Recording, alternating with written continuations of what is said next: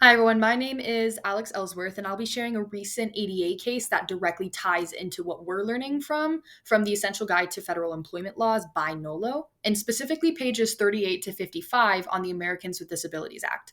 This case, the one that I chose, is the EEOC versus Anant Enterprises, which just involved a general manager at Holiday Inn Express and Suites in Omaha, Nebraska, who was fired while hospitalized for clinical depression.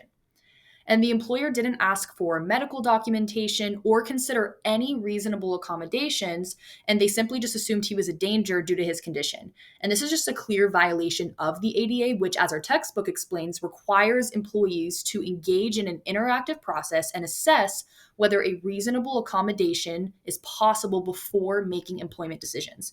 And according to the book, employers are not allowed to rely on stereotypes or fears about a person's disability when making employment decisions. And that's exactly what happened here. The EEOC stepped in and the case was settled in 2024 with a $100,000 payment and mandatory ADA training. And as stated in the textbook, I'll just read off the following.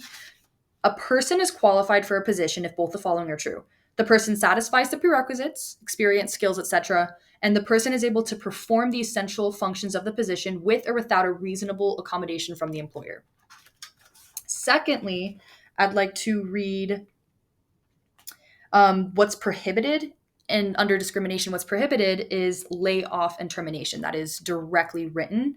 And they can't discriminate without having proof that they are unable to accomplish the everyday tasks of said job.